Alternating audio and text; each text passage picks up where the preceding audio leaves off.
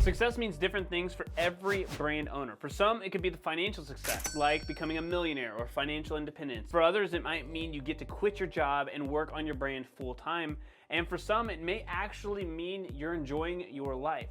There are 5 simple things that successful clothing brand owners do that the poor do not. They know their audience extremely well and spend time obsessing on how their audience will not only consume their content, but wear their product or what they will say to their friends. I'm gonna show you how to find your audience and get to know them better than your competitors so that you do not have to keep guessing. A lot of times, and as I'm pulling this up, a lot of times what people will do is they will tell me, and I've talked about this before, so maybe it's a repeat, right? We need to be reminded more than we need to be told. I have talked to many of our program members. We call this the OSO program for clothing brand owners. I hear this all the time. The brand owners who are doing 8 or 9 figures per year, they consistently tell me they do not know their audience, or they don't know it as well as they would like or they should. Then I talk to brand owners who are just starting out, and they tell me that they have A, the best product ever, B, they know their audience like the back of their hand, right? And there's a level, that gap there, the level of hubris versus humbleness, right? There's a hubris here and a humbleness here.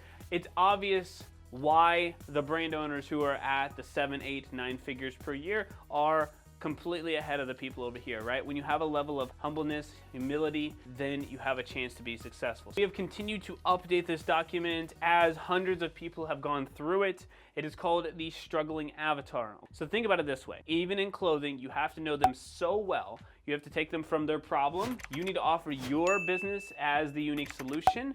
And then you need to tell them what their life is going to be like afterwards. I've used this example many times before, but let's say you're using a high quality material, and that high quality material, the problem is that people do not want, for example, I got some leggings on here, there's no polyester in them. Polyester is easier to make, it's cheaper, but the problem is that you get microplastics and there's some kind of issue with that, right? So that's the problem. These pants, if you will, are the unique solution, and then you have the life like afterwards. Well, you still get a great quality product, you also get at an affordable rate, and you feel better because you're not gonna have microplastics on you. So when you're going through that, you need to define who your actual audience is, okay? I'm gonna go over the struggling avatar document for you, but I just wanna create a little quick visual for you. So you have these 3 stages. If you don't get this one right, the rest of them do not matter. So we're gonna spend time on the struggling avatar. And then I promise this will make sense for you here in a second. So the struggling avatar, you would go through this document. It basically outlines the things that you need to understand, why it's important, and I just gave you the Cliff Notes version of it right here. There are 3 documents. There are, ironically, the struggling avatar, the unique solution, the future pace hero. These are the things that you need to figure out whenever you're determining your audience so that you can be successful, so that you can grow your brand and make more money and achieve your level of success. So you need to know what your core values are. You need to figure out what your identity is, right? Maybe you're an identity as a parent, or maybe you are an identity as a teacher. Your experience and knowing, what does your past information tell you, right? So you might have an experience as being a coder or a hedge fund manager or again, a teacher or a coach, and then you have the knowing, right? So you have knowledge and knowing around certain things. So you have experience being a coder or a designer, and because of that, you know certain things. What does that have to do with your clothes? A lot. We have a program member who's very, I would say, advanced in the chess community, and because he understands chess, he's able to communicate to his audience at a different level. Maybe you're on something there. What are the past struggles? What are the things that that person has gone through, you have gone through, and then you will realize, at least at the beginning stages, right, for your first 7 figures, you are the actual avatar. You can expand after that, but it's a different conversation. So then you're able to fill out this information and find out, okay, wait, I am this person, and you can put a name to it. You can also think about yourself as a bigger mission or a bigger impact. Not everybody has to do that, but you'll find out that your core values, your identities, your experience, your past struggles will make you realize that you are the actual avatar. So how do you market to somebody like you? And then you look and position yourself as the unique solution. My product solves that problem, and then your life is better afterwards. You are uniquely fit to be the guide. If you're a big fan of Donald Miller's StoryBrand, shout out, StoryBrand 2.0 is now out. But if you're somebody who wants to dive deeper, you really are being honest with yourself and you don't know who your audience is, or you're really questioning it now, you can just comment the word avatar down below. We will send that over to you.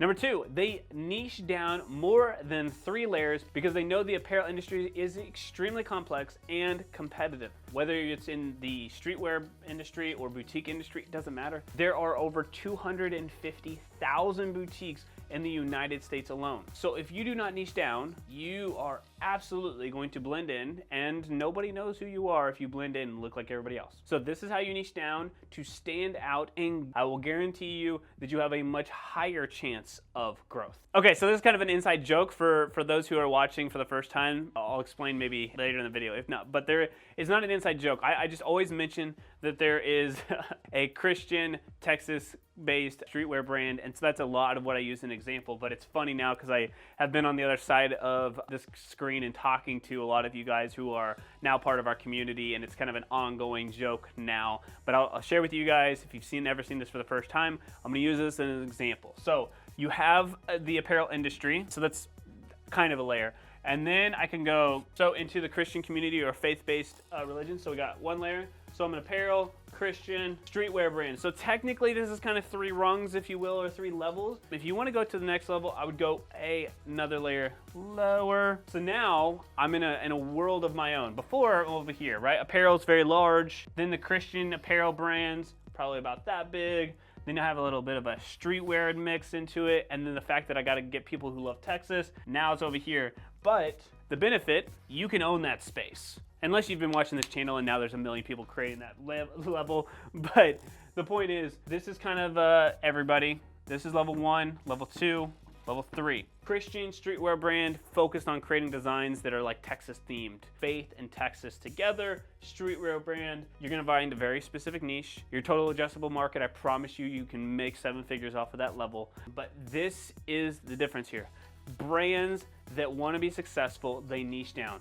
Plain and simple. If you're not niche down, it's not that you won't be successful, it's just you gotta work so much harder. If you get nothing from this video and you want to be successful just by niching down and you create mediocre content for this particular audience, I can almost guarantee you, you have a very, very high chance of success or beating out everybody else because you're playing in a league of your own. Look, it's not that the iPhone was the best phone out there, which it is, shout out to the iPhone users, but it was the only one of its kind back then. Now there's tons of competitors, but at the time it was the only option. Anybody and everybody who wanted a screen like that, that's the only option that they had. Some of the most successful clothing brand owners are the ones that reach out through our chat. Now we have, like I said, the program built for clothing brand owners, but they reach out through the chat, they show up to meetings, they consistently are just there. They're meeting with our customer success team, they're showing up to the Q&As, they're meeting with us, they're doing the chat, and they implement the feedback and change. They don't get upset about it. They're very objective, if you will, or take the opinions that we have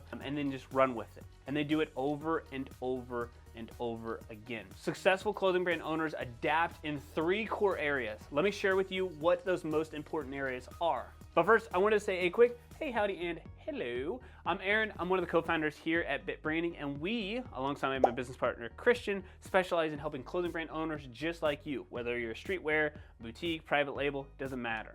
In the last 12 months alone, we have helped over 300 clothing brands, and I would really appreciate it if you've gotten any value from this video at all, just even one little bit, please give us a nice little like and subscribe. And if you do this, in the next 3 seconds, I will share with you the most popular letter to draw from my childhood that has stood the test of time, and I will draw for you right now.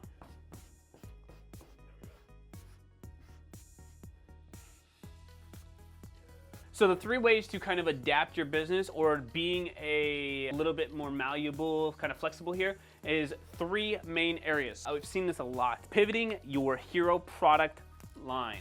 I see this a lot. And I know that your baby is the cutest thing in the world. I mean, you spend a ton of time creating or designing it or picking out a product. Boutique owners, not so much, but I do know that you guys love certain lines of products as well. Look, if your tunic dresses aren't selling and you love them, but your audience doesn't, move on. For streetwear brands, like, your designs are cool, you may think that they're cool, but if they're not buying them, move on. Apparel brands or private label groups, man, these people are the hardest. Like, I've put in my blood, sweat, and tears. I've picked all the materials. I worked in the manufacturer, and nobody likes that particular spot. Move on. Successful brand owners move their hero product to what the market actually wants. Number 2, they pivot their marketing strategy. I know that you're going to be successful because whether you're just starting out or you are established, you're here because you're trying to figure out how to be successful with your brand, and you're trying to figure out the actual answers. Do not be afraid to pivot your marketing strategy. What I'm suggesting here, and a lot of the content on this channel, again, Christian focuses on websites and apps and Shopify side of things, and I focus on messaging and ads and the marketing side. So the things that we're gonna mention is probably different than what you have seen before. That is okay. Be okay to pivot your marketing strategy. A marketing strategy is by nature or definition literally testing. So you gotta test different things.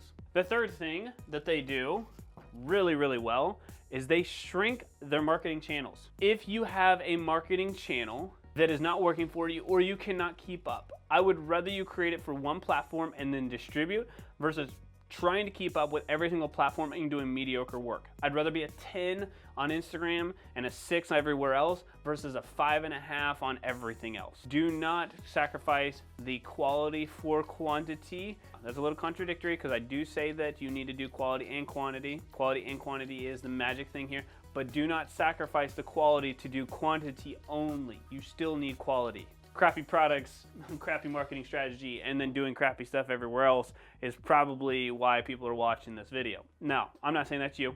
I'm just saying be okay with shrinking it for a time. Do not care what other people think. Your job is to make your business money so that you can go achieve your ultimate goals. 85% of rich, successful clothing brand owners read 2 or more self-development books per month. 11% of business owners read for entertainment, compared to the 79% by the poor. What does that say? Look, if you're a business owner, you should be looking at non-fiction personal development books because you should be always thinking about new perspectives while you're watching this YouTube video, finding new ways to come up with new approaches to grow your brand versus scapegoating out and watching Netflix or reading entertainment books, which those are fun, they're awesome, they're great, but right now my guess is that you're trying to grow a business, and the best way to grow a business is to actually work on the business. Here's a list of the top books you need to read as a clothing brand or boutique owner this year that I highly suggest. But first, hold up 1 second. I want to say that if you are a clothing brand owner and want to jump into the specifics of your brand and how to grow profitably online, you can schedule a free 45-minute strategy session with us. It doesn't matter if you're a streetwear, a private label, or boutique brand. If you are in the apparel industry, we can help, or we will point you in the right direction. There are limited spots, as you can imagine, so make sure you check out the link in the description down below, and we will see you on the other side. So number 1 books here, they're not in any particular order, but I want to hit them out for you. So number 1 is Story Brand 2.0. It's a brand new version from Donald Miller's book, Story Brand, that will help you become the guide and your customer to be that hero. Number 2 is called The Gap and the Gain. We do this a lot as business owners, or at least I do. I focus on so much of the gap and don't look backwards at how much I've actually gained. And whether it's been 10 years or 10 months for you, you got to look at the gap and the gain because it can be very misleading or it can be very demoralizing for you to only look at the gap here. The third book is Tribes by Seth Godin. You must create a tribe of community of people around you to build your business. If you do not have a tribe, it's very difficult to try to grow, especially to build something of impact. Number 4, the 12-week year. You've got to be laser focused. Think about these big 2025, 26, 27, 28 year goals. They do not matter. Think in 12 weeks. You have 13 weeks in a quarter, but 12 weeks of intense focus of what needs to be done, and you realize that, oh dang, every single day matters. Me watching this YouTube video is taking up time, right? I hope it's valuable for you. Don't leave right away. Write these things down and then go execute. Create your 12-week year. Go check out that book. And then Blue Ocean Strategy. A lot of the things I mentioned here are from that book, which is just go and create and find your own ocean, right? Go find an ocean that you can have your own blue ocean in versus a Red Sea where it's literally, there's blood in the water at this point because it's so competitive. So go find your blue ocean. Blue Ocean Strategy, highly, highly suggest that book as well. So we've been trying to implement this last habit into our whole team because it is important, and I think it's been lost on most businesses, but it's the reason why if you do it, you will stand out and you will grow and you will have success, and I can almost guarantee you that. And that is that you focus on a level of excellence for the customer. Now, it does not mean perfection, it means excellence. Here are a few of the things I would do to make sure I was operating at a level of excellence for my customers as a clothing brand owner. Number 1, product quality. Do not sacrifice on the quality. In the beginning stages, you may have to cut a few corners or something like that, but for the most part, product quality, do not skimp on it. Charge what you should charge, right? Keep your margins, but focus on product quality. Personalized customer experience. When they're going through a sales experience, you should make sure that you're using something like Joofy. We are partnered with them, but Joofy is amazing as a sales tool for you. If you are a single business owner or whether you're enterprise, it doesn't matter. It's a 24/7 AI supported sales tool. You may be saying, oh, I don't want AI to be talking to my customers. I understand that, but your customers need help and it's 3 a.m, you are not gonna be able to help them. Whether they are looking for the right size or whether or not they are looking for the product that you have that's available, they can come in here, Joofy, can come in here and actually give real life responses and real-time responses. This can be done through Instagram DMs as well, but you've got to have an amazing customer experience. We got the link down in the description below. I think for Joofy, if you, depending on the amount of traffic, you can get it for free. Also, you can get it for like 30% off because we want to make sure you guys have an amazing deal if you use them. But having a personalized sales person is extremely important. The next up, surprise and delight, little gifts for packaging. So a lot of people send out stickers or send out like postcards or whatever else. Figure out who makes sense for your audience, right? After you finish Tribes or after you finished one of the books and you realize, oh, this is something that I could do that's better for my audience. Think about those little gifts and things that you could put in there to surprise and delight the customers. Follow up after the purchases. This is not something you can do manually forever, but do the unscalable right now, which is every single person who purchased, shoot them a DM. I wouldn't call them necessarily. You could, absolutely you could, but shoot them a DM, text them, whatever it is, and just say, hey, how was the purchase, right? Still have your automated stuff going through, email, SMS, but just talk to your customers. That's the next level. Deliver on your promises. If you say the shipping is going to be out in 1 day, do not miss that day, no matter what. Always ship it out the same day if that's what you're saying you're going to do. Whatever the promise is, deliver on those promises. The last one here is the hard one, at least for me, is to focus on the art of listening. What is your audience telling you? For you guys, for example, what are you guys needing more of? And just drop a comment down below. I want to hear from you. What is it that you want to see more of from this channel? I want to make sure to listen and provide that for you guys. Same thing for your customers. Go and look at your competitors. Go look at you, depending on the size of your brand, and find out what people are wanting and needing and listen to that and provide that for them. Okay, now you know the habits to guarantee growth. It's time to drive traffic with those habits through Instagram ads. So go watch this video on Instagram ads for clothing brands right here next. All right, y'all, have a great rest of your day. I will see you next time, and P.S. make sure you subscribe.